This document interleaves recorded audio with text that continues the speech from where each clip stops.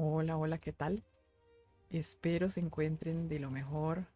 Nuevamente, una bienvenida muy efectuosa a este espacio, Sherezada TV, en donde leemos y reflexionamos sobre clásicos de la literatura universal. En esta oportunidad estamos nos estamos acercando al final de la lectura de este clásico de clásicos llamado Un cuento de Navidad, un villancico de Navidad, una canción de Navidad.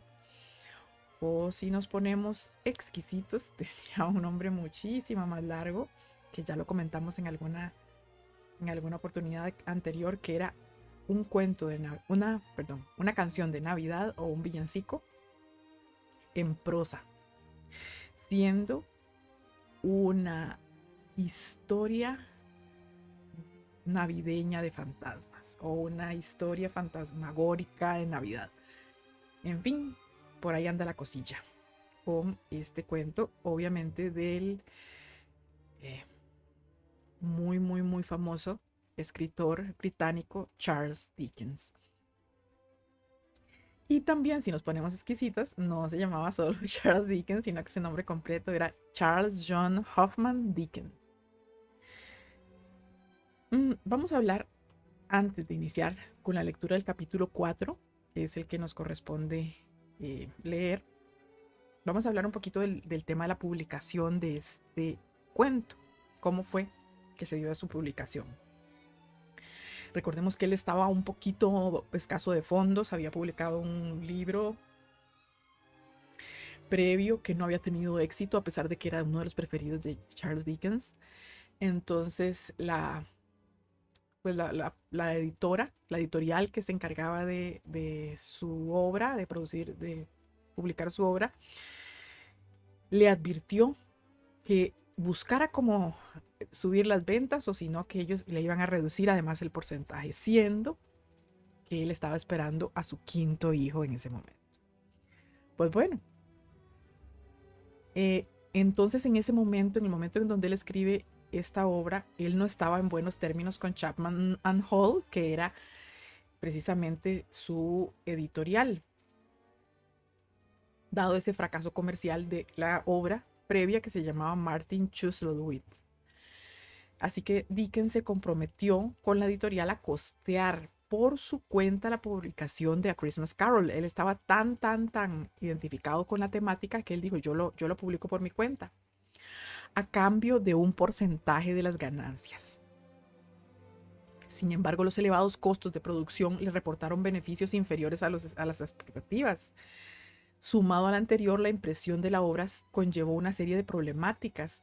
Por ejemplo, las guardas de los primeros volúmenes de color oliva parduzco tuvieron que ser reemplazadas por otras amarillas a petición del autor. Y esto derivó en el rediseño de la página del título, que influye estos gastos extras influyeron en la ampliación de la producción hasta un par de días antes de la fecha estipulada de lanzamiento, que era el 19, o fue el 19 de diciembre de 1843. Cabe agregar que la encuadernación original de la novela consistió en una tapa roja y páginas enmarcadas de color dorado, con excepción de una copia forrada con cuero que él obsequió a su abogado, Thomas Mitton. La edición original constó de 6.000 copias que se distribuyeron como parte del primer tiraje a un precio de 5 chelines, equivalente, pues dice que más o menos a 23. ¿Qué será esta moneda? Vamos a ver qué significa GBP. GBP. Great Britain Pound. Entonces equivale a 23 libras. Libras británicas. Que eso es un poquito más de un euro.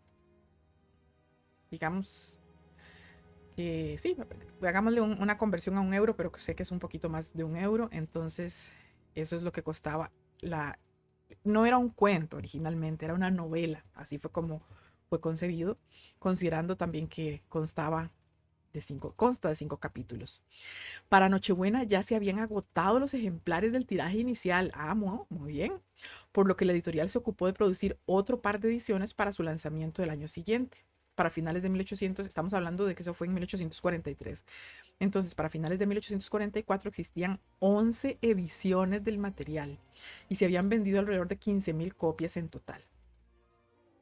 Cabe agregar que un par de días antes de su publicación, el 17 de diciembre, Dickens apartó al menos una decena de copias del tiraje para obsequiarle a sus amigos. Qué bueno. Entre los cuales se encontraban Angela Burdett Coates, Anthony Trollope y William McReady. Aunque se desconoce la fecha precisa en la que la novela comenzó a distribuirse en los Estados Unidos, se considera que el lote inicial de copias arribó en enero de 1844 a bordo del RMS Britannia. Y fue la editorial Harper and Brothers y Carey and Hart las responsables de su distribución en ese país.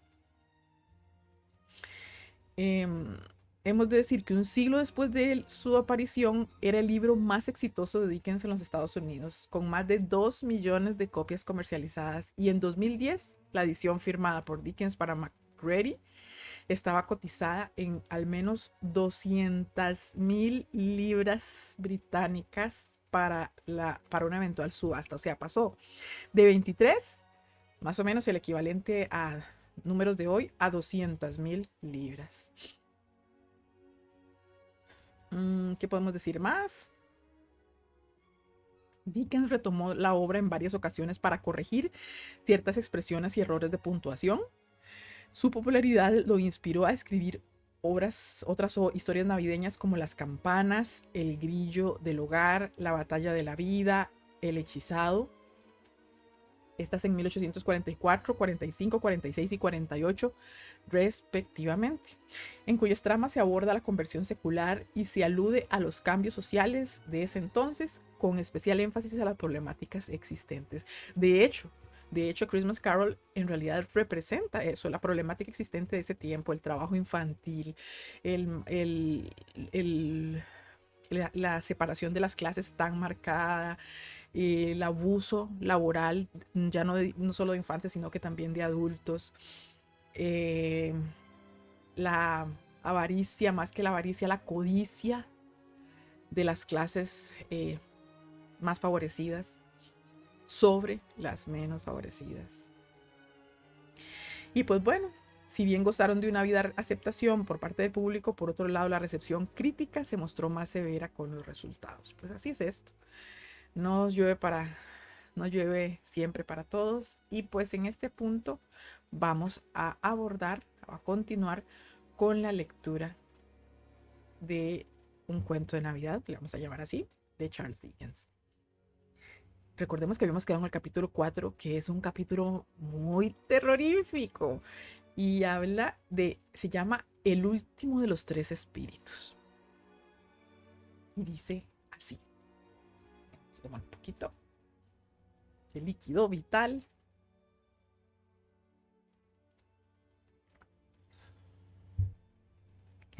Capítulo 4. El último de los 3 espíritus. El fantasma se aproximaba con paso lento, grave y silencioso.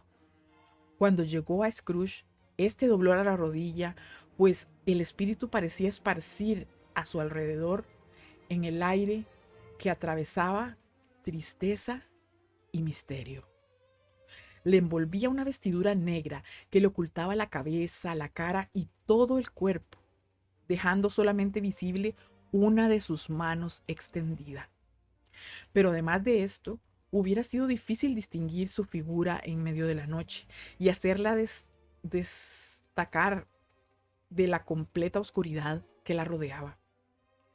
Reconoció Scrooge que el espectro era alto y majestuoso cuando le vio a su lado, y entonces sintió que su misteriosa presencia le llenaba de un temor solemne. No supo nada más porque el espíritu ni hablaba ni se movía. «¿Estoy en presencia del espectro de la Navidad venidera?», dijo Scrooge. El espíritu no respondió, pero continuó con la mano extendida. ¿Vais a mostrarme las sombras de las cosas que no han sucedido, pero que sucederán en el tiempo venidero? Continuó Scrooge. ¿No es así, espíritu? La parte posterior de la vestidura se contrajo al instante en sus pliegues, como si el espíritu hubiera inclinado la cabeza. Fue la sola respuesta que recibió. Aunque habituado ya al trato de los espectros, Scrooge experimentó tal miedo ante la sombra silenciosa que le temblaron las piernas y apenas podía sostenerse en pie cuando se disponía a seguirle. El espíritu se detuvo un momento observando su estado, como si quisiera darle tiempo para reponerse. Pero ello fue peor para Scrooge. Se estremeció con un vago terror al pensar que tras aquella sombría mortaja estaban los ojos del fantasma intensamente fijos en él, y que, a pesar de todos sus esfuerzos, solo podía ver una mano espectral y una gran masa negra. Espectro del futuro, exclamó, os tengo más miedo que a ninguno de los espectros que he visto. Pero como sé que vuestro propósito es procurar mi bien y como espero ser un hombre diferente de lo que he sido, estoy dispuesto a acompañaros con el corazón agradecido. ¿No queréis hablarme? Silencio. La mano seguía extendida hacia adelante. Guiadme, dijo Scrooge, guiadme. La noche avanza rápidamente y sé que es preciso, que es un precioso tiempo para mí. Guiadme, espíritu. El fantasma se alejó igual que había llegado. Scrooge le siguió en la sombra de su vestidura, que según pensó, le levantaba y le llevaba con ella. Apenas pareció que entraron a la ciudad, pues más bien se creía que ésta surgió alrededor de ellos, circundándolos con su propio movimiento. Sin embargo, se hallaban en el corazón de la ciudad, en la bolsa, entre los negociantes que marchaban apresuradamente de aquí para allá, haciendo sonar las monedas en el bolsillo, conversando en grupos, mirando los relojes, jugando pensativamente con los áureos dijes, etc., como Scrooge les había visto con frecuencia. El espíritu se detuvo frente a un pequeño grupo de negociantes. Observando Scrooge que su mano indicaba aquella dirección, se adelantó para escuchar lo que hablaban. No, decía un hombre grueso y alto de barbilla monstruosa. No sé más acerca de ello, solo sé que ha muerto. ¿Cuándo ha muerto? Inquirió otro. Creo que anoche. ¿Cómo? Pues, ¿qué le ha ocurrido? Preguntó un tercero, llamando una gran porción de tomando una gran porción de tabaco en de una enorme tabaquera. Yo creí que no iba a morir nunca. Solo Dios lo sabe, dijo el primero bostezando. ¿Qué ha hecho con su dinero? Preguntó un caballero de faz rubicunda, con una excrescencia que le colgaba en la punta de la nariz y que ondulaba como las carúnculas de un pavo. Ugh. No lo he oído decir, dijo el hombre de la enorme barbilla bostezando de nuevo. Quizás se lo haya dejado a su sociedad. A mí no me ha dejado nada. Es todo lo que sé. Esta broma fue acogida con una carcajada general. Es probable que sean modestísimas las exequias, dijo el mismo interlocutor, pues por mi vida no conozco a nadie que asista a ellas. ¿Vamos a ir nosotros sin invitación? No tengo inconveniente si hay merienda, observó el caballero de la excrescencia en la nariz. Pero si voy pero si voy, tienen que darme de comer. Otra carcajada. Bueno, después de todo, yo soy el más desinteresado de todos vosotros, dijo el que habló primeramente, pues nunca gasto guantes negros ni meriendo, pero estoy dispuesto a ir si alguno viene conmigo. Cuando pienso en ello, no estoy completamente seguro de no haber sido su mejor amigo, pues acostumbrábamos detenernos a hablar siempre que nos encontrábamos. Adiós, señores. Los que hablaban y los que escuchaban se dispersaron mezclándose con otros grupos. Scrooge los conocía y miró al espíritu en busca de una explicación. El fantasma se deslizó en una calle. Su dedo señalaba a dos individuos que se encontraron. Scrooge escuchó de nuevo pensando que allí se hallaría la explicación. También aquellos hombres los conocía perfectamente. Eran dos negociantes riquísimos y muy perdón, y muy importantes. Siempre se había ufanado de ser muy estimado por ellos, desde el punto de vista de los negocios, se entiende, estrictamente desde el punto de vista de los negocios. ¿Cómo estáis?, dijo uno. ¿Cómo estáis?, replicó el otro. Bien, dijo el primero. Al fin el viejo tiene lo suyo, ¿eh? Eso he oído, contestó el otro. Hace frío, ¿verdad? Lo propio de la época de Navidad, supongo que no sois patinador. No, no, tengo otra cosa en qué pensar. Buenos días. Ni una palabra más. Tales fueron su encuentro, su conversación y su despedida. Al principio estuvo Scrooge a punto de sorprenderse de que el espíritu diese importancia a conversaciones tan triviales en apariencia, pero íntimamente convencido de que debía tener un significado oculto. Se puso a reflexionar cuál podría ser. Apenas se les podía suponer alguna relación con la muerte de Jacob, su viejo socio, pues esta pertenecía al pasado y el punto de partida de este espectro era el porvenir. Ni podía pensar en otro inmediatamente relacionado con él a quien se le pudiera aplicar. Pero, como sin duda a quien quiera que se le aplicaren, encerraba una lección secreta dirigida a su provecho. Resolvió tener en cuenta cuidadosamente toda palabra que oyera y toda cosa que viese, y especialmente observar su propia imagen cuando apareciera, pues tenía la esperanza de que la conducta en su futuro podría ser la clave que necesitaba para hacerle fácil la solución del enigma. Miró a todos lados en aquel lugar buscando su propia imagen, pero otro hombre ocupaba su rincón habitual, y aunque el reloj señalaba la hora en que él acostumbraba estar allí, no vio a nadie que se le apareciese entre la multitud que se oprimía bajo el porche. Ello le sorprendió un poco, sin embargo, pues había resuelto cambiar de vida y pensaba y esperaba que su ausencia era la prueba de sus nacientes resoluciones que empezaban a ponerse en práctica. Inmóvil, sombrío, el fantasma permanecía a su lado con la mano extendida. Cuando Scrooge salió de su ensimismamiento, se imaginó por el movimiento de la mano y su situación respecto a él que los ojos invisibles estaban mirándole fijamente y le recorrió un escalofrío. Dejaron el teatro de los negocios y se dirigieron a una parte oscura de la ciudad donde Scrooge no había entrado nunca, aunque conocía su situación y su mala fama. Los caminos eran sucios y estrechos, las tiendas y las casas miserables, los habitantes medio desnudos, borrachos, mal calzados, horrorosos.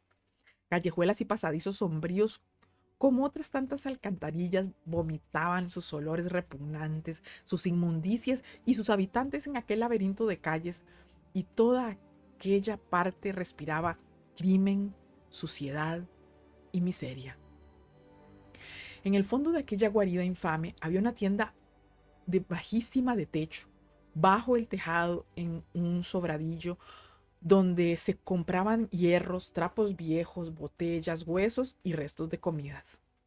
En el interior y sobre el suelo se amontonaban llaves enmohecidas, clavos, cadenas, goznes, limas, platillos de balanza, pesos y toda clase de hierros inútiles. Misterios que a pocas personas hubieran agradado investigar se ocultaban bajo aquellos montones de harapos repugnantes, aquella grasa corrompida y aquellos sepulcros de huesos. Sentado en medio de sus mercancías, junto a un brasero de ladrillos viejos, un bribón de cabellos blanqueados, de unos 70 años, defendido del viento exterior, con una cortina fétida compuesta de pedazos de trapo de todos colores y clases colgados de un bramante. Fumaba su pipa, saboreando la voluptuosidad de su apacible retiro. Scrooge y el fantasma llegaron ante aquel hombre en el momento en que una mujer cargada con un enorme envoltorio se deslizaba en la tienda. Apenas había entrado cuando otra mujer cargada de igual modo entró a continuación, seguida de cerca por un hombre vestido de negro desvaído, cuya sorpresa no fue menor a la vista de las dos mujeres que la que aquellas experimentaron al reconocerse una a otra. Después de un momento de muda estupefacción de la que habían participado el hombre de la pipa, soltaron los tres una carcajada. Que la jornalera pase primeramente, exclamó la que había entrado al principio. La segunda será la planchadora y el tercero el hombre de la funeraria. Mirad, viejo Joe, qué casualidad. Cualquiera diría que nos hubiéramos citado aquí los tres. No podíais haber elegido mejor sitio, dijo el viejo quitándose la pipa de la boca. Entrad a la sala. Hace mucho tiempo que tenéis aquí la entrada libre, y los otros dos tampoco son personas extrañas. Aguardad que cierre la puerta de la tienda. Ah, cómo cruje. No creo que haya aquí hierros más mohosos que sus goznes. Así que tampoco hay aquí, estoy seguro, huesos más viejos que los míos. Todos nosotros estamos en armonía con nuestra profesión y de acuerdo. Entrada a la sala, entrada a la sala.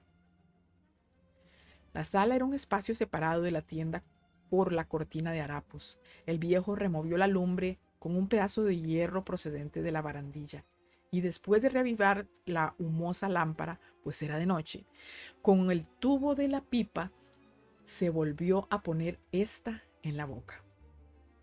Mientras lo hizo la mujer que ya había hablado, arrojó el envoltorio al suelo y se sentó en un taburete en actitud descarada, poniéndose los codos sobre las rodillas y lanzando a los otros dos una mirada de desafío.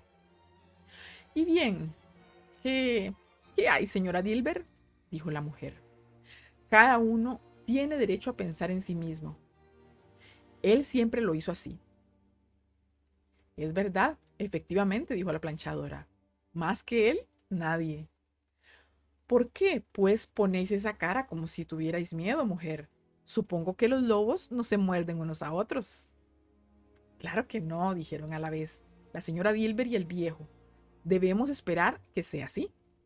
«Entonces, muy bien», exclamó la mujer. «Eso basta. ¿A quién se perjudica con insignificancias como estas? No será el muerto, me figuro».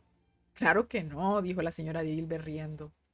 «Si necesitaba conservarlas, pues de morir, el viejo avaro», continuó la mujer, «¿por qué no ha hecho en vida lo que todo el mundo? No tenía más que haberse proporcionado quien le cuidara hasta la muerte, hasta que la muerte se lo llevó, en vez de permanecer aislado de todos al exhalar su último suspiro». «Nunca se dijo mayor verdad», repuso la señora Dilber. «Tiene lo que merece». «Yo desearía que le ocurriera algo más», replicó la mujer. Y otra cosa habría sido, podéis creerme, si me hubiera sido posible poner las manos en cosa de mayor valor. Abrid ese envoltorio, Joe, y decidme cuánto vale. Hablad con franqueza, no tengo miedo a ser la primera. Ni me importa que lo vean. Antes de encontrarnos aquí, ya sabíamos bien, me figuro, que estábamos haciendo nuestro negocio. No hay nada de malo en ello. Abrid el envoltorio, Joe. Pero la galantería de sus amigos no lo permitió, y el hombre de traje negro desvaído, rompiendo el fuego, mostró su botín. No era considerable, un sello o dos, un lapicero, dos botones de manga, un alfiler de poco valor y nada más. Todas esas cosas fueron examinadas separadamente y evaluadas por el viejo, que escribió con tiza en la pared las cantidades que estaba dispuesto a dar por cada una. Haciendo la suma, cuando vio que no había ningún otro objeto. «Esta es vuestra cuenta», dijo, y no daría un penique más aunque me quemaran a fuego lento por no darlo. ¿Quién sigue?». Seguía la señora Dilber, sábanas y toallas, servilletas, un traje usado, dos antiguas cucharillas de plata, unas pinzas para azúcar y algunas botas. Su cuenta le fue hecha igualmente en la pared. «Siempre estoy demasiado a las señoras. Es que es una de mis flaquezas y de ese modo me arruino», dijo el viejo. «Aquí está vuestra cuenta. Si me pedís un penique más o discutís la cantidad, puedo arrepentirme de mi esplendidez y rebajar media corona». «Y ahora, deshaced mi envoltorio, Joe», dijo la primera mujer. Joe se puso de rodillas para abrirlo con más facilidad, y después de deshacer un gran número de nudos, sacó una pesada pieza de tela oscura. «¿Cómo llamáis a esto?», dijo. «Cortinas de alcoba». «¡Ah!», respondió la mujer riendo e inclinándose sobre los brazos cruzados. «Cortinas de alcoba». «No es posible que las hayáis quitado con anillas y todo, estando todavía sobre el lecho», dijo el viejo. «Pues sí», replicó la mujer. «¿Por qué no?». «Habéis nacido para hacer fortuna», dijo el viejo, «y seguramente la haréis». En verdad os aseguro, Joe, replicó la mujer tranquilamente, que cuando tenga a mi alcance alguna cosa, no retiraré de ella la mano por consideración a un hombre como ese. Ahora, no dejéis caer el aceite sobre las mantas. ¿Las mantas de él?, preguntó Joe. ¿De quién creéis que iban a ser?, replicó la mujer. Me atrevo a decir que no se enfriará por no tenerlas. Me figuro que no habrá muerto de enfermedad contagiosa, dijo el viejo suspendiendo la tarea y alzando los ojos. No tengáis miedo, replicó la mujer. No me agradaba su compañía hasta el punto de estar a su lado por tales pequeñeces. Si hubiera habido el menor peligro, ¡ja!, podéis mirar esa camisa hasta que os duelan los ojos y no veréis en ella ni un agujero ni un zurcido. Esa es la mejor que tenía y es una buena camisa. A no ser por mí, la habrían derrochado. ¿A qué llamáis derrochar una camisa?, preguntó Joe. Quiero decir que seguramente le habrían amortajado con ella, replicó la mujer riendo. Alguien fue lo bastante imbécil para hacerlo, pero yo se la quité otra vez. Si la tela de algodón no sirve para tal objeto, no sirve para nada. Es a propósito para cubrir un cuerpo. No puede estar más feo de ese modo que con esa camisa. Scrooge escuchaba este diálogo con horror, conforme se hallaban los interlocutores agrupados en torno a su presa. A la luz de la lámpara del viejo, le producía una sensación de odio y de disgusto que no habría sido mayor aunque hubiera visto obscenos demonios regateando el precio de su propio cadáver. Rió la mujer cuando Joe, sacando un talego de franela lleno de dinero, contó en el suelo la cantidad que correspondía a cada uno. No termina mal, ¿veis? Durante su vida ahuyentó a todos de su lado para proporcionaros ganancias después de muerto. Espíritu, dijo Scrooge, estremeciéndose de pies a cabeza. Ya veo, ya veo. El caso de ese desgraciado puede ser el mío. O eso conduce a eso conduce una vida como la mía. Dios misericordioso, ¿qué es esto?, retrocedió lleno de terror, pues la escena había cambiado y Scrooge casi tocaba un lecho desnudo, sin cortina, sobre el cual, cubierto por un trapo, yacía algo que, aunque mudo, se revelaba con terrible lenguaje. El cuarto estaba muy oscuro, demasiado oscuro para poder observarle con alguna exactitud. Aunque Scrooge, obediente a un impulso secreto, miraba a todos lados, ansioso de saber qué clase de habitación era aquella. Una luz pálida que llegaba del exterior caía directamente sobre el lecho, en el cual yacía el cuerpo de un hombre despojado, robado, abandonado por todo el mundo, sin nadie que le velara y sin nadie que llorara por él.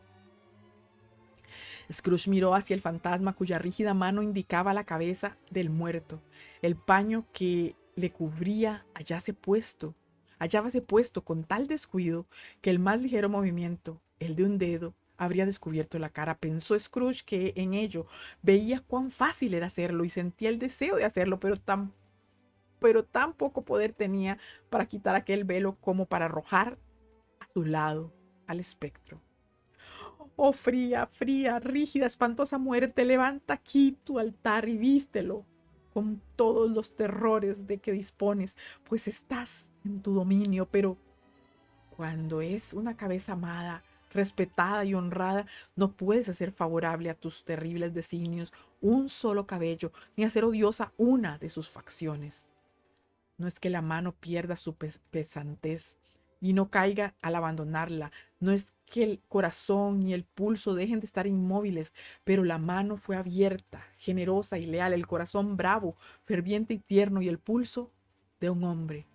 Golpea, muerte, golpea, y mira las buenas acciones que brotan de la herida y caen en el mundo como simiente de una vida inmortal. Ninguna voz pronunció tales palabras en los oídos de Scrooge, pero las oyó al mirar el lecho, y pensó, si este hombre pudiera revivir, ¿cuáles serían sus pensamientos primitivos? La avaricia, la dureza del corazón, la preocupación del dinero.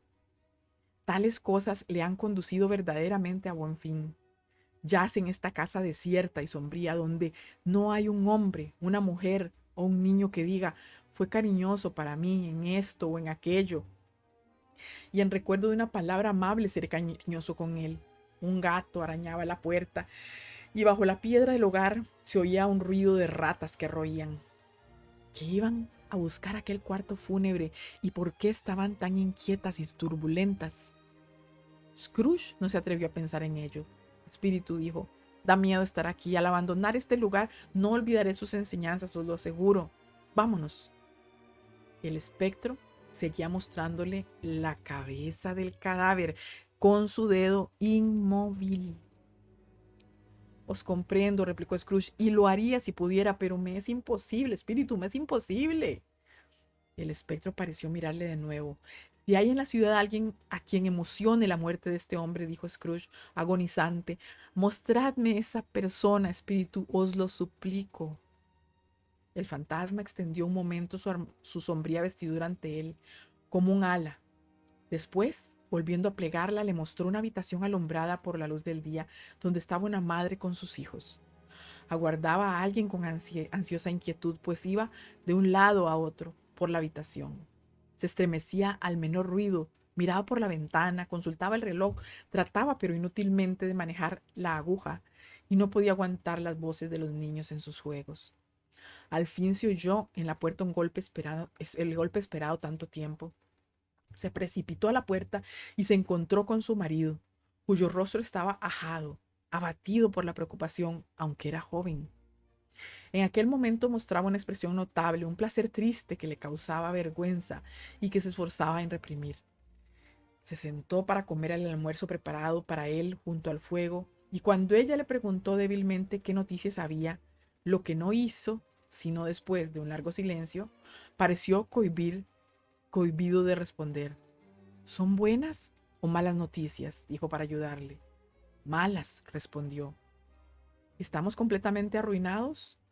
No, aún hay esperanzas, Carolina. Si se conmueve, dijo ella asombrada, y tal milagro se realizara, no se habrían perdido las esperanzas. Ya no puede conmoverse, dijo el marido, porque ha muerto. Era aquella mujer una dulce y paciente criatura, a juzgar por su rostro, pero su alma se llenó de gratitud al oír aquello, y así lo expresó juntando las manos. Al momento después pedía perdón a Dios y se mostraba afligida, pero el primer movimiento salió del corazón. Lo que me dijo aquella mujer medio ebria de quien te hablé anoche, cuando intenté verla para obtener un plazo de una semana y lo que creí un pretexto para no recibirme, es la pura verdad. No solo estaba muy enfermo, sino agonizando. ¿Y a quién se transmitirá nuestra deuda? No lo sé. Pero antes de ese tiempo tendremos ya el dinero, y aunque no lo tuviéramos, sería tener muy mala suerte encontrar con un sucesor como sucesor o a un acreedor tan implacable como él. Esta noche podemos dormir tranquilos, Carolina. Sí, sus corazones se sentían aliviados de un gran peso. Las caras de los niños agrupados a su alrededor para oír lo que tan mal comprendían brillaban más. La muerte de aquel hombre llevaba un poco de dicha a aquel hogar. La única emoción que el espectro pudo mostrar a Scrooge con motivo de aquel suceso fue una emoción de placer. Espíritu, permitidme ver alguna ternura relacionada con la muerte, dijo Scrooge. Si no, la sombría habitación que abandonamos hace poco estará siempre en mi recuerdo. El fantasma le condujo a través de varias calles que le eran familiares. A medida que marchaban, Scrooge miraba a todas partes en busca de su propia imagen, pero en ningún sitio conseguía verla. Encontraron la casa del pobre Bob Cratchit, la habitación que habían visitado anteriormente, y hallaron a la madre y a los niños sentados alrededor de la lumbre. Tranquilos, muy tranquilos, los ruidosos Cratchit pequeños se hallaban en un rincón, quietos como estatuas, sentados con la mirada fija en Pedro, que tenía un libro abierto delante de él. La madre y sus hijas se ocupaban en coser. Toda la familia estaba muy tranquila, y tomó a un niño y lo puso en medio de ellos. ¿Dónde había oído Scrooge aquellas palabras? No las había soñado. El niño debía de haberlas leído en voz alta, cuando él y el espíritu cruzaban el umbral. ¿Por qué no seguía la lectura? La madre dejó su labor sobre la mesa y se cubrió la cara con las manos. El color de esta tela me hace daño a los ojos, dijo. El color. Ah, pobre Tiny Tim. Ahora están mejor. dijo la mujer de Cratchit. La luz artificial les perjudica y por nada del mundo quisiera que cuando venga vuestro padre vea que tengo los ojos malos. Ya no debe tardar a la hora que es. Ya ha pasado la hora, contestó Pedro cerrando el libro, pero creo que hace unas cuantas noches anda algo más despacio que de costumbre, madre. Volvieron a quedar en silencio. Al fin dijo la madre con voz firme y alegre, que una sola vez se debilitó. Yo le he visto un par de días andar deprisa, muy deprisa, con Tiny Tim sobre los hombros. Y yo también, gritó Pedro, muchas veces. Y yo también, exclamó otro. Y luego dos, y luego todos. Pero Tiny Tim era muy ligero de llevar, continuó la madre volviendo a su labor, y su padre le quería tanto que no le molestaba, no le molestaba. Pero ya oigo a vuestro padre en la puerta. Corrió a su encuentro y el pequeño Bob entró con su bufanda. Bien la necesitaba el pobre. Su té se hallaba preparado junto a la lumbre y todos se precipitaron a servírselo. Entonces los dos Cratchit pequeños saltaron sobre sus rodillas y cada uno de ellos puso su carita en una de las mejillas de su padre diciendo: «No pienses en ello, padre, no te apenes». Bob se mostró muy alegre con ellos y tuvo para todos una palabra amable. Miró la labor que había sobre la mesa y elogió la destreza y habilidad de la señora Cratchit y las niñas. «Eso se terminará mucho antes del domingo», dijo. «¿Domingo? ¿Has ido hoy allá, Roberto?», preguntó su mujer. «Sí, querida», respondió Bob. «Me hubiera gustado que hubieseis podido venir. Os hubiera agradado ver qué verde está aquel sitio, pero ya le veréis a menudo. Le he prometido que iré a pasear allí un domingo. Pequeñito, nene mío», gritó Bob. «Pequeñito mío». Estalló de pronto, no pudo remediarlo. Para cual pudiera remediarlo, habría sido preciso que no se sintiese tan cerca de su hijo. Dejó la habitación y subió a la del piso de arriba, profusamente iluminada y adornada como en Navidad. Había una silla colocada junto a la cama del niño y se veían indicios de que alguien la había ocupado recientemente. El pobre Bob se sentó en ella y cuando se repuso algo y se tranquilizó, besó aquella carita. Se sintió resignado por lo sucedido y bajó de nuevo completamente feliz. La familia rodeó la lumbre y empezó a charlar. Las muchachas y la madre siguieron su labor. Bob les contó la extraordinaria benevolencia del sobrino de Scrooge, a quien apenas había visto una vez y que al encontrarle aquel día en la calle y viéndole un poco abatido, sabéis bien, dijo Bob, se enteró de lo que había sucedido para estar tan triste. En vista de lo cual, continuó Bob, ya que es un caballero más afable que se pueda encontrar, se lo conté. Estoy sinceramente apenado por lo que me contáis, señor Cratchit, dijo, por vos y por vuestra excelente mujer. Y a propósito, no sé cómo ha podido saber eso. ¿Saber qué? Que eras una excelente mujer, contestó Bob. Eso lo sabe todo el mundo, dijo Pedro. Muy bien dicho, hijo mío, exclamó Bob. Espero que todo el mundo lo sepa. Sinceramente apenado, dijo, por vuestra excelente mujer. Si puedo serviros en algo, continuó dándome su tarjeta. Este es mi domicilio. Os ruego que vayáis a verme. No, bueno, pues me ha encantado, exclamó Bob. No por lo que está dispuesto a hacer por nuestro favor, sino por su benevolencia. Parecía que en realidad había conocido a nuestro Tiny Tim y se lamentaba con nosotros.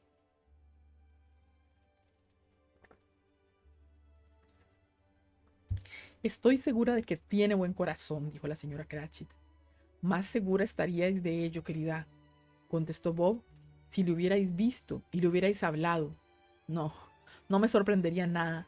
Fíjate en lo que digo, que proporcionase a Pedro un mejor empleo. Oye esto, Pedro, dijo la señora Cratchit, y entonces gritó una de las muchachas. Pedro buscará compañía y se establecerá por su cuenta. Vete a paseo, replicó Pedro, haciendo una mueca. Eso puede ser y puede no ser, dijo Bob, aunque hay mucho tiempo por delante, hijo mío, pero en cualquier modo y en cualquier época que nos separemos unos de otros, tengo la seguridad de que ninguno de nosotros olvidará al pobre Tiny Tim, ¿verdad? Ninguno olvidará esta primera separación. Nunca, gritaron todos. Y yo sé, dijo Bob, yo sé, hijos míos, que cuando recordemos cuán paciente y cuán dulce fue, aun siendo niño pequeñito, no armaremos pendencias unos con otros, porque al hacerlo, olvidaríamos al pobre Tiny Tim. No, nunca, nunca, padre, volvieron a gritar todos. Soy muy feliz, dijo el pequeño Bob, soy muy feliz. La señora Cratchit le besó, sus hijas le besaron, los dos Cratchit pequeños le besaron y Pedro y él se dieron un apretón de manos. Espíritu de Tiny Tim, tu esencia infantil provenía de Dios. Espectro, dijo Scrooge, algo me dice que la hora de nuestra separación se acerca. Lo sé, pero no sé cómo se verificará. Decidme, ¿quién era aquel hombre que hemos visto yacer en su lecho de muerte? El espectro de la Navidad futura le transportó como antes, aunque en una época diferente, según pensó. Verdaderamente, sus últimas visiones aparecían embrolladas, excepto la seguridad de que pertenecían al porvenir, a los lugares en que se reunían los hombres de negocios, pero sin mostrarle su otro él. En verdad, el espíritu no se detuvo para nada, sino que siguió adelante, como para alcanzar el objetivo deseado, hasta que Scrooge le suplicó que se detuviera un momento. Esta callejuela que atravesamos ahora, dijo Scrooge, es el lugar donde desde hace mucho tiempo yo establecí el centro de mis ocupaciones. Veo la casa, permitidme contemplar lo que será de días venideros. El espíritu se detuvo, su mano señalaba otro sitio. La casa está allá abajo, exclamó Scrooge. ¿Por qué me señaláis hacia otra parte? El inexorable dedo no experimentó ningún cambio. Scrooge corrió a la ventana de su despacho y miró al interior. Seguía siendo un despacho, pero no era el suyo. Los muebles no eran los mismos y la persona sentada en la butaca no era él. El fantasma señalaba como anteriormente. Scrooge volvió a unírsele y sin comprender por qué no estaba él allí, ni dónde habría ido, siguió el espíritu hasta llegar a una verja de hierro. Antes de entrar se detuvo para mirar a su alrededor. Un cementerio. Bajo la tierra yacían allí los infieles cuyo nombre iba a saber. Era un digno lugar, rodeado de casas, invadido por la hiedra y las plantas silvestres. Antes muerte que vida de la vegetación, demasiado lleno de sepulturas, abonado hasta la abonado hasta la exageración. Un digno lugar. El espíritu de pie en medio de las tumbas indicó una. Scrooge avanzó hacia ella temblando. El fantasma era exactamente como había sido hasta entonces, pero Scrooge tuvo miedo de notar un ligero cambio en su figura solemne. Antes de acercarme más a esa piedra que me enseñáis, le dijo, respondedme una pregunta. ¿Es todo esto la imagen de lo que será o solamente la imagen de lo que puede ser? El espectro siguió señalando la tumba junto a la cual se hallaba. Las resoluciones de los hombres simbolizan ciertos objetivos que si perseveran pueden alcanzar, dijo Scrooge, pero si se apartan de ellas, los objetivos cambian. ¿Ocurre lo mismo con estas cosas que me mostráis? El espíritu continuó inmóvil, como siempre. Scrooge se arrastró hacia él, temblando al acercarse, y siguiendo la dirección del dedo, leyó sobre la piedra de la abandonada sepultura con su propio nombre, Ebenezer Scrooge. Soy yo el hombre que yacía sobre el lecho, exclamó cayendo de rodillas. El dedo se dirigió a la tumba de él y de él a la tumba. No, espíritu. Oh, no, no, no, no. El dedo seguía allí. Espíritu, gritó agarrándole su vestidura, escuchadme, yo no soy ya ese hombre que era, no seré ya el hombre que habría sido, a no ser por vuestra intervención. ¿Por qué me mostráis todo esto si he perdido toda esperanza? Por primera vez la mano pareció moverse. Buen espíritu, continuó prosternado ante él, postrado debe ser, prosternado ante él, con la frente en tierra. Vos intercederéis por mí y me compadeceréis. Aseguradme que puedo cambiar estas imágenes que me habéis mostrado cambiando de vida. La benévola mano tembló. Honraré la Navidad en mi corazón y procuraré guardarla todo el año. Viviré en el pasado, en el presente y en el porvenir. Los espíritus de los tres no se apartarán de mí. No olvidaré sus lecciones o decidme que puedo borrar lo escrito en esa piedra. En su angustia, asió la mano espectral. que intentó desasirse, pero su petición le daba fuerza y la retuvo. El espíritu más fuerte aún le rechazó, juntando las manos en una última súplica a fin de cambiarse su destino. Scrooge advirtió una alteración en la túnica de la capucha del fantasma, que se contrajo, se derrumbó y quedó convertido en una columna de su cama. Y bueno, hasta aquí el cuarto capítulo de Un cuento de Navidad de Charles Dickens. Pero como el quinto capítulo es pequeñito, yo creo que le vamos a dar de una vez. Y el quinto capítulo se llama Conclusión. Bueno, sobre este cuarto capítulo, pues en realidad lo que puedo compartirles es que a mi juicio es bastante similar a las adaptaciones, salvo la parte en donde describen la bolsa. Hay algunas adaptaciones que no pasan por allí y otras que pasan muy superficialmente, pero se ve que hay una estancia significativa allí en donde ya él pasó tanto tiempo e incluso habían personas que decían, puedo considerar que yo era su mejor amigo, pero no me interesa mucho. Esto a mí me recuerda como el propio hecho del trabajo, del tiempo y de la cantidad emocional, si se puede llamar así, el intercambio emocional que muchas veces le damos al trabajo pensando que sí, es necesario para la vida, pero en realidad el trabajo es necesario para realizarnos un poco a través de él y obtener dinero, para poder buscar realización y crecimiento y alimentación y necesidad, satisfacción de necesidades en otro lugar, pero no él en sí mismo.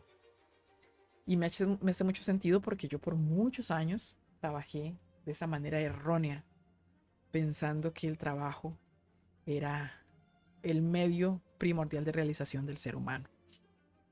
Pero bueno, ya no pienso así. Y esta lectura me ayuda bastante a clarificarlo, a poder entenderme en ese lugar y en algunos lugares avariciosos también. Así que pues bueno, es una muy linda historia. Y vamos a leer ahora el capítulo 5 de conclusión y así pues habríamos terminado antes de Navidad. Y dice así: sí, y la columna de la cama era suya. La cama era suya, el cuarto era el suyo, y lo mejor y más venturoso de todo, el tiempo venidero era suyo, para poder enmendarse. Viviré en el pasado y en el presente y en el porvenir, repitió Scrooge, saltando de la cama. Los espíritus de los tres no se apartarán de mí. Oh, Jacob Marley, benditos sean el cielo y la fiesta de la Navidad. Lo digo de rodillas, Jacob, de rodillas. Se encontraba tan animado y tan encendido por buenas intenciones que su voz desfallecida apenas respondía al llamamiento de su espíritu. Había sollozado con violencia en su lucha con el espíritu y su cara estaba mojada de lágrimas. No se las han llevado, exclamó Scrooge, estrechando en sus brazos una de las cortinas de la alcoba. No se las han llevado, ni tampoco las anillas. Están aquí. Yo estoy aquí. Las imágenes de las cosas que podían haber ocurrido pueden desvanecerse y se desvanecerán. Lo sé. Sus manos se ocupaban continuamente de palpar sus vestidos, los volvía al revés, ponía lo de arriba abajo, lo de abajo arriba, los desgarraba, los dejaba caer, haciéndoles cómplices de toda clase de extravagancias. No sé lo que hago, exclamó Scrooge riendo y llorando a la vez, y haciendo de sí mismo, con sus medias, una copia perfecta de Lo Conte. La Conte. Estoy ligero como una pluma, dichoso como un ángel, alegre como un escolar, aturdido como un borracho. Felices Pascuas a todos, feliz año nuevo a todo el mundo. ¡Hurra, hurra, viva! Había ido a una sala dando brincos y allí estaba entonces sin aliento. Aquí está la cacerola con el cocimiento, gritó Scrooge, entusiasmándose de nuevo y danzando alrededor de la chimenea.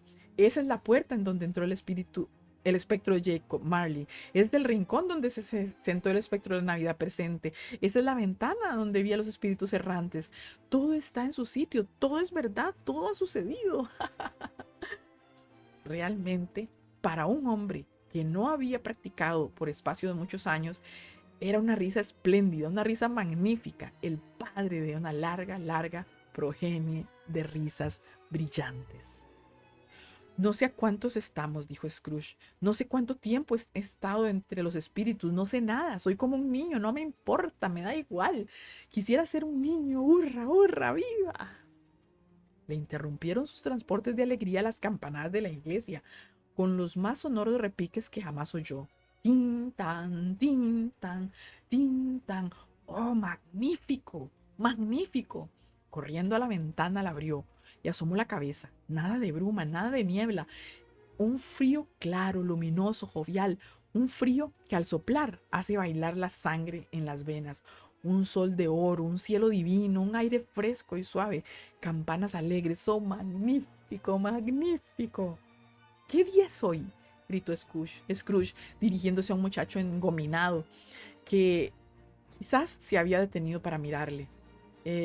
Replicó el muchacho, lleno de admiración. ¿Qué día es hoy, hermoso?, dijo Scrooge. ¿Hoy?, repuso el muchacho. Toma, pues, el día de Navidad. ¿El día de Navidad?, se dijo Scrooge. No ha pasado todavía, los espíritus lo han hecho todo en una noche. Pueden hacer lo que quieran, pueden, no hay duda, pueden, no hay duda. Hola, hermoso. Hola, contestó el muchacho. ¿Sabes dónde está la pollería? ¿En la esquina de la segunda calle?, inquirió Scrooge. Claro que sí. Eres un muchacho listo, dijo Scrooge. Un muchacho notable. ¿Sabes? Si han vendido el hermoso pavo que tenían colgado ayer. No el pequeño, no el pequeño, el grande. ¿Cuál? Uno que era tan gordo como yo, replicó el muchacho. ¡Qué chico tan delicioso!, dijo Scrooge. Da gusto hablar contigo. Sí, hermoso, sí. Todavía está colgado, repuso el muchacho. ¿Sí?, dijo Scrooge. Ve a comprarlo. Qué bromista, exclamó el muchacho. No, no, no, no, no, dijo Scrooge. Hablo en serio. Ve a comprarlo y di que lo traigan aquí, que yo les diré dónde tienen que llevarlo. Vuelve con el mozo y te daré un chelín. Si vienes con él antes de 5 minutos, te daré media corona. El muchacho salió como una bala. Habría necesitado una mano muy firme en el gatillo el que pudiera lanzar una bala con la mitad de la velocidad. Voy a enviárselo a Bob Cratchit, murmuró Scrooge, frotándose las manos y soltando la risa. No sabrá quién se lo envía. Tiene 2 veces el cuerpo de Tiny Tim. Joe Miller no ha gastado nunca una broma como esta al enviar un pavo a Bob. Al escribir las señas no estaba muy firme la mano, pero de cualquier modo las escribió Scrooge y bajó la escalera para abrir la puerta de la calle en cuanto llegase el mozo de la pollería. Hallándose allí aguardando su llegada, el llamador atrajo su mirada. Le amaré toda mi vida, exclamó Scrooge acariciándole con la mano. Apenas le miré antes. Qué honrada expresión tiene en la cara. Es un llamador admirable. Aquí está el pavo. ¡Viva! Hola, ¿cómo estáis? ¡Felices Pascuas! Era un pavo. Seguramente no había podido aquel volátil sostenerse sobre las patas. Se las habría roto por un minuto como si fueran barras de lacre. ¿Qué? No es posible llevarlo a cuestas hasta Camden Town, dijo Scrooge. Tenéis que tomar un coche. La risa con que dijo aquello, y la risa con que pagó el pavo, y la risa con que pagó el coche, y la risa con la que dio la propina al muchacho, únicamente fueron sobrepasadas por la risa con la que se sentó de nuevo en su butaca, ya sin aliento y riendo hasta llorar. No es fácil, no le fue fácil afeitarse, porque su mano seguía muy temblorosa y al afeitarse requiere tranquilidad, aun cuando no bailéis mientras os entregáis a tal ocupación. Pero si se hubiera cortado la punta de la nariz, se habría puesto un trozo de tafetán inglés en la herida y se habría quedado tan satisfecho. Se vistió con sus mejores ropas y se lanzó a las calles. La multitud se precipitaba en aquel momento como la vio yendo con el espectro de la Navidad presente, y al marchar con las manos en la espalda, Scrooge miraba a todo el mundo con una sonrisa de placer. Parecía tan irresistiblemente amable, en una palabra, que 3 o 4 muchachos de buen humor dijeron: «Buenos días, señor, felices Pascuas, señor». Y Scrooge dijo, más tarde, muchas veces, que de todos los sonidos agradables que oyó en su vida, Aquellos fueron los más dulces para sus oídos. No habían dado mucho cuando vio que se dirigía hacia él el corpulento caballero que le había ido a su despacho el día anterior diciéndole Scrooge y Marley, si no me equivoco. Un dolor agudo le atravesó el corazón al pensar en qué modo le miraría el anciano caballero cuando se encontraran, pero vio el camino que se presentaba recto ante él y lo tomó. Querido señor, dijo Scrooge, apresurando el paso y tomando al anciano caballero con las dos manos. ¿Cómo estáis? Espero que ayer habrá sido un buen día para vos. Es una acción que os honra. Felices Pascuas, señor. ¿El señor Scrooge? Sí, dijo este. Tal es mi nombre, y temo que no os sea agradable. Permitid que os pida perdón y tendráis la bondad. Aquí Scrooge le cuchicheó al oído. Bendito sea Dios, gritó el caballero, como si le faltara el aliento. Querido señor Scrooge, ¿habláis en serio? Si no lo tomáis a mal, dijo Scrooge, nada menos que eso. En ello están incluidas muchas deudas atrasadas, os lo aseguro. ¿Me haréis ese favor? Querido señor, dijo el otro estrechándole las manos, no sé cómo alabar tal moni. Os ruego que no digáis nada, interrumpió Scrooge. Id a verme. ¿Iréis a verme? Iré, exclamó el anciano caballero, y se veía claramente que pensaba hacerlo. Gracias, dijo Scrooge, os lo agradezco mucho, os doy 1000 gracias. Adiós. Estuvo en la iglesia, recorrió las calles y contempló a la gente que iba presurosa de un lado a otro. Dio a los niños palmaditas en la cabeza, interrogó a los mendigos, miró curiosamente las cocinas de las casas y luego miró hacia las ventanas y notó que todo le producía placer. Nunca imaginó que un paseo, una cosa insignificante, pudiera hacerle tan feliz. Por la tarde dirigió sus pasos a casa de su sobrino. Pasó ante la puerta una docena de veces antes de atreverse a subir y llamar a la puerta. Por fin se lanzó y llamó. ¿Esta es la casa de vuestro amo, querida?, preguntó Scrooge a la muchacha. Guapa chica, en verdad. Sí, señor. ¿Dónde está, preciosa?, dijo Scrooge. En el comedor, señor, está con la señora. Haced el favor de subir conmigo.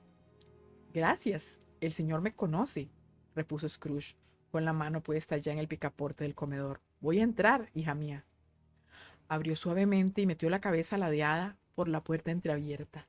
El matrimonio hallaba examinando la mesa, puesta como para una comida de gala, pues los jóvenes amos de casa siempre se cuidan de tales pormenores y les agrada ver que todo está como es debido.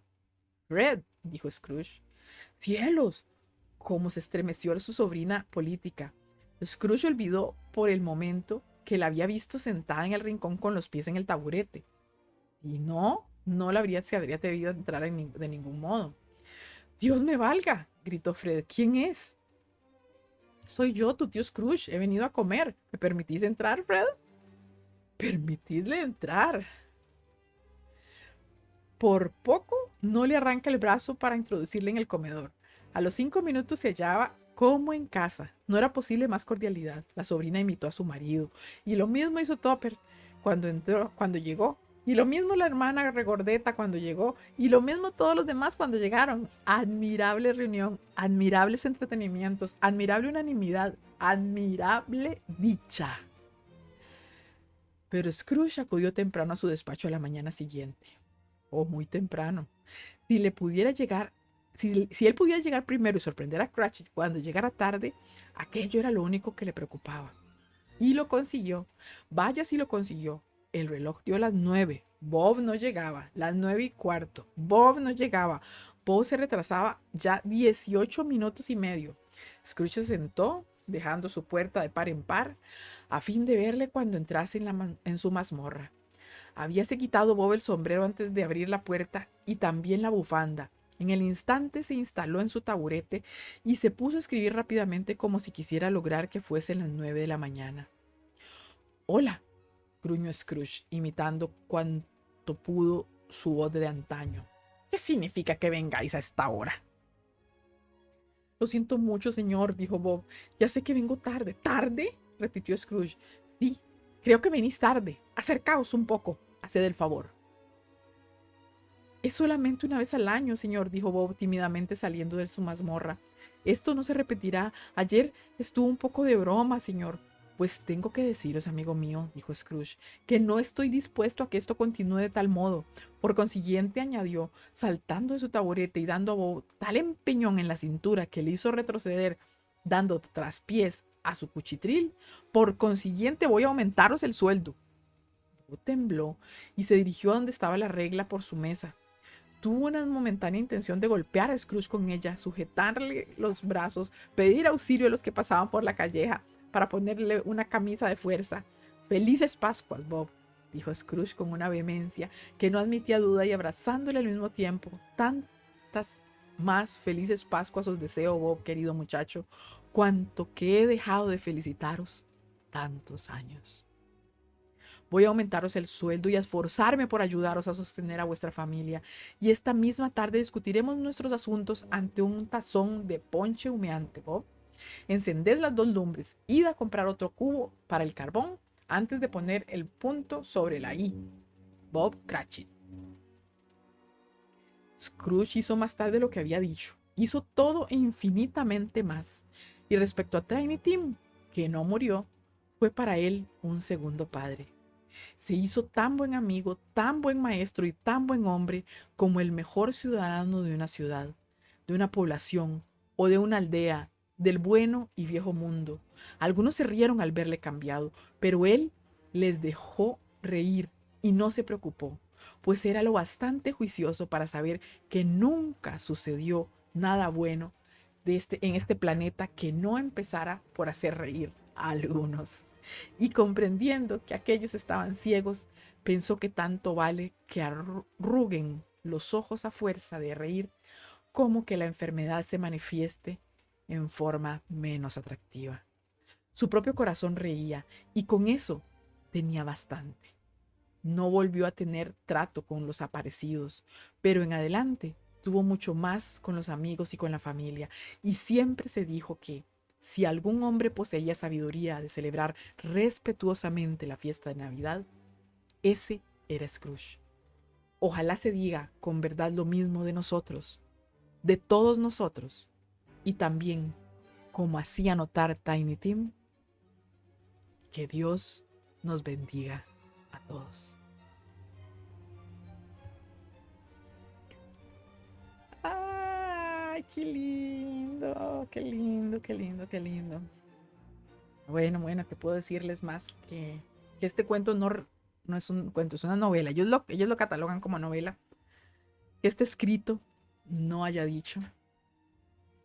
Tra- Trató tantas cosas, pero empezó en el mismo lugar, transcurrió y terminó en el mismo lugar, en el lugar personal, en el lugar interior, en el saber que al final, independientemente de que otros se burlen de mí, está en mí ser como yo quiera ser.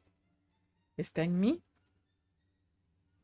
hacer los cambios que yo sienta en mi corazón hacer para ser una persona más feliz y para poder llevar mayor felicidad a quienes me rodean. Y para eso, queridos y queridas amigos y amigas, no tenemos que esperar a que sea Navidad. Pero hoy es Nochebuena y mañana es Navidad. Así que de corazón, deseo que ustedes y sus familiares pasen unas excelentes fiestas y que si no es así, pues algunos podemos pasar solos o pasar dormidos. Eso pues yo creo que no hay una situación eh, perfecta nunca en cuanto a unas fiestas determinadas, porque a fin de cuentas ese bienestar, ese bien sentir es personal. Podemos estar rodeados de gente en un gran jolgorio y sentirnos mal, o podemos estar una o dos personas, o yo solita en mi casa viendo películas o oyendo música o durmiendo y hacerlo en santa paz, sin hacerle ningún daño a nadie y quizá tratando de hacerle algún beneficio. Eso es irrelevante, lo importante es, si es con mucha o poca gente, lo importante es que tratemos de ser felices y procuremos llevar esa felicidad hasta donde esté en nuestro alcance a quienes nos rodean y quizá más allá. Y es lo que por hoy les puedo compartir. Les deseo lo mejor. Y será hasta la próxima vez en que nos encontremos en otro clásico navideño. Vamos a seguir con los clásicos navideños, fin de año, hasta más o menos por ahí del 6 de enero, que terminan todas las fiestas más relevantes. Y continuaremos leyendo algunos otros documentos especiales. No entramos mucho en materia de la biografía de Charles Dickens porque es sin duda un hecho que vamos a leer más sobre este maravilloso autor. Les mando un fuerte abrazo de corazón y les deseo lo mejor a ustedes y sus familias. Y finalmente les espero en la próxima, en que nos reunamos aquí en Cherezada TV. Felices fiestas. Bueno, feliz Navidad. Chao.